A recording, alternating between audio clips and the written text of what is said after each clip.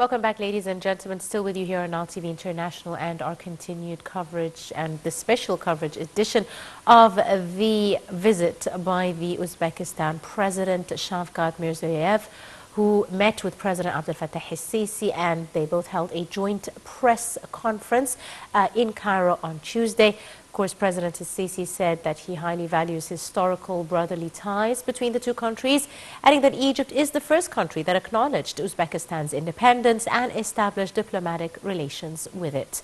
The President said the talks discussed expanding ties in 9 promising fields and also focused on the need to swiftly activate the Joint Cooperation Committee between the two sides. The President said they agreed over the two-state proposal to solve the Palestinian-Israeli crisis. For his part, the Uzbek President expressed his appreciation for the hospitality he's received in Egypt and said the talks witnessed a shared vision over the new republic in Egypt. The Uzbekistani president also said they both agreed to solidify cooperation in security and logistic fields to fight terrorism. He said the Egyptian and Uzbek people share the same religion and culture, and they both agreed to cooperate as well in the field of education. Ahead of the press conference, the two leaders also witnessed the signing of a number of agreements and memorandums of understanding in trade and investment, industry, health, and foreign affairs. Presidential spokesperson Councillor Ahmed Fahmy had earlier said that the president held talks with the Uzbek president, who had arrived on Monday in Cairo on a visit aiming to enhance bilateral relations as well as expanding trade, investment, and economic cooperation.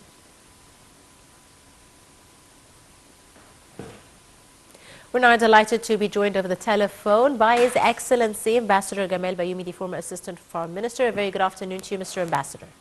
Good afternoon. How are you? Fine, thank you, sir, and thank you for joining us. Let me start by asking you, Mr. Ambassador, how do you see the timing of the visit by the Uzbek president to Egypt?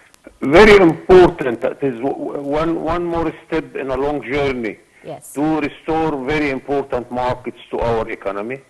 We used to deal with Uzbekistan as a part of the old Soviet Union through Moscow. Now they are independent since the 90s, and we were among the first countries who recognized this new country. Yes. And we started to exchange ambassadors and embassies. Yes, indeed. Now we know that we had a very good presence in such a country, very friendly, Islamic country by 87% Muslims.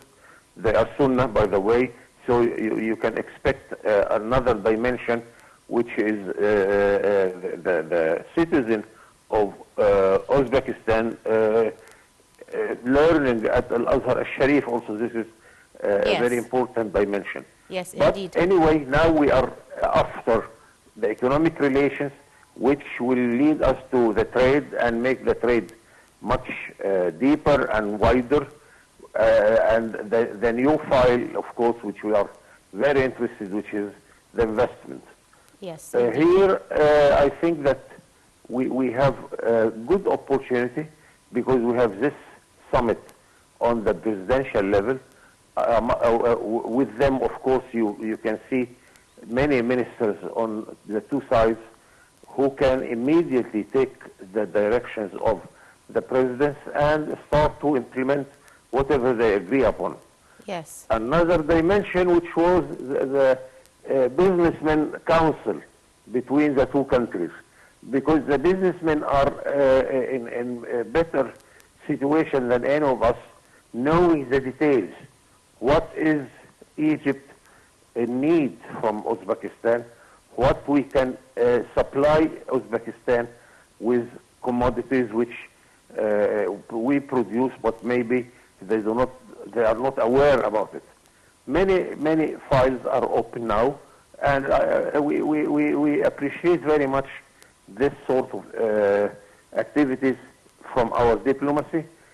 So we are adding this to what we did with other old Soviet Union countries, like the Eastern European countries, and some of them are now members in the European Union also. Yes, indeed. So it is one step in the right direction, and I hope it will create much more interest for the two countries and the two people. Absolutely. Mr. Ambassador, now President Sisi said that talks discussed, expanding ties in 9 different promising fields. How important do you see it for the two sides to strengthen their ties in different fields and diversify relations, whether in trade, investment, education, or health? Yes, also the President mentioned industry. Yes. And now we are industrializing many sectors in our country. And agriculture, because we are a good supplier Yes. of agriculture commodities, especially the food, to Europe and to Uzbekistan during the winter time, because in winter time they cannot plant vegetables or fruits or potatoes. Yes. So Egypt became, thank God, main supplier to this area of the world, and we can expand doing this with parallel with our efforts in order to cultivate much more land in our country. Yes. During the talks, the leaders said that they focused on the need to activate and swiftly activate the Joint Cooperation Committee between the two sides. What role does such a committee play, and how would it impact relations with regards to trade exchange between the two countries? We have different levels of managing the relations. Yes. Of course, on top of it is the presidential. The two presidents are there. They explore all the possibilities in order to widen and strengthen the relations. Yes. Then they give commands to the ministerial level and the ambassadorial level, where we decided to call a meeting for the Egyptian-Azerbaijan committee. Yes. Then another dimension, which is the businessman community. Businessmen are much more aware about the details, and they can propose to us many proposals in order to make what we are dreaming about a sort of reality. And of course, after all, the money is in their pockets. They are at the end the investors, and they are the traders. Yes. Now, within the framework of the visit, the Uzbekistan president meets with heads of leading Egyptian companies as well as representatives of many business circles. How far do you see such encounters beneficial in enhancing, economic agreements and future investment opportunities? The agreements would lead our partner, Uzbekistan, to understand the possibilities of Egypt when you produce anything in Egypt. Yes. And you can gain the origin, the Egyptian origin, with a certificate of origin saying this product is made in Egypt. Then it's not only the 100 million inhabitants in the Egyptian market, but you can go through the Arab market, another 400 million inhabitants, because we have free trade area with the Arabs. Yes. We have another free trade area with more than 50 countries in Africa, and of course the most important agreement with the European Union, with the 27, where this is the richest and the most important partner in trade. This is the trick. Yes. You are talking to your partner, saying that if you come and invest and produce in Egypt, it's not the matter of the Egyptian market only, but you have a market of 2,000 million inhabitants in Africa, the Arab world, and Europe. Yes, indeed. And also Uzbekistan is a central country in Asia, another windowway for Egyptian, products into the Asian market.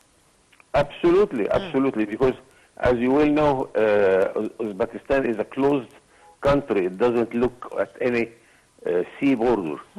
So it is surrounded all the borders with other partners in Asia, and from there you can, of course, go and knock the door for any other neighbor country. Yes, indeed. Now, within the framework of this forum, there were government to business and business to business meetings, all in the aim of boosting cooperation.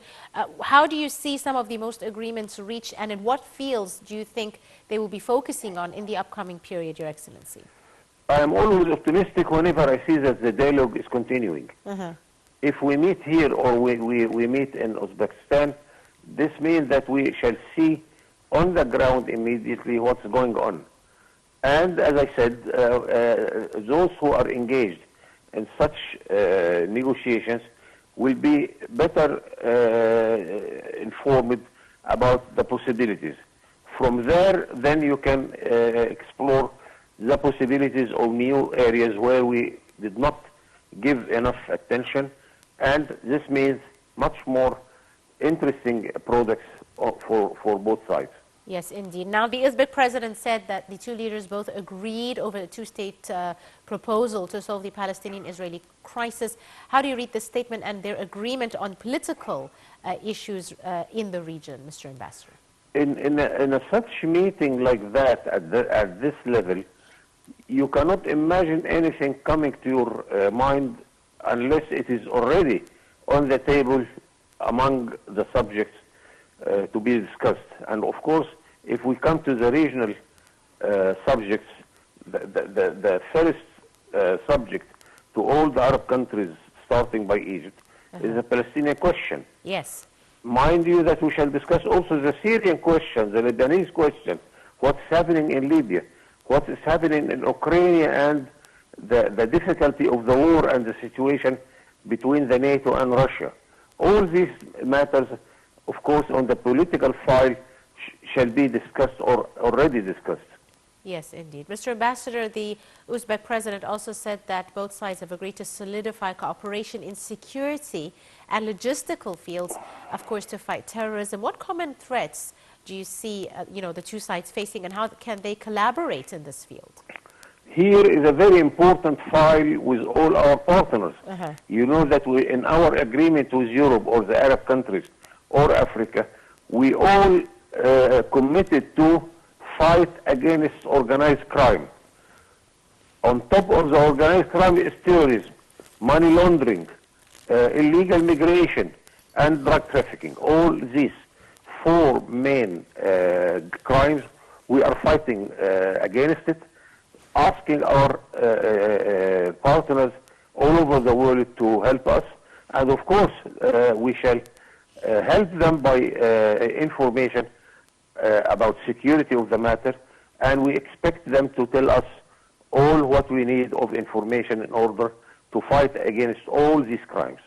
Yes, indeed. And how important do you see such collaborations, Your Excellency, in light of the current global challenges, lots of different conflicts, whether in the region or overseas with the Ukrainian-Russian war? How important is it to solidify ties in this regard? Sorry. We are trying, of course, to act as an allied country. We are not biased neither to the Russian or the NATO and the Americans. We are in the middle, and we are suffering from this, of course, not only Egypt, but all the non-aligned countries. We are more than 140 countries suffering from this situation. Yes. So we are a good advisor for both sides, and we are doing our best in order to bring a sort of a solution accepted by all the parties. And I think Egypt here is well known as a country which you can depend on its efforts. Mind you that when the foreign minister of the United States came to Egypt last week, next day Sameh Shukri, our Minister of Foreign Affairs, went to Moscow with a message from the Americans in order to contain some problems or to propose some new proposals. And this is a good part of our diplomacy, of course. Absolutely. Now, we've seen, with regards to ties between the two countries, as you said, Your Excellency, Egypt was amongst the first countries that acknowledged the independence of Uzbekistan in 1991 and then established diplomatic ties before opening their embassy in 1993, whilst the Uzbek embassy in Cairo began its activities December 1994. How do you describe, diplomatic ties between the two countries as well, as in light of their ties and relations on a foreign front? This is a good part of the story, because our embassies are in charge of implementing whatever the summit and the two presidents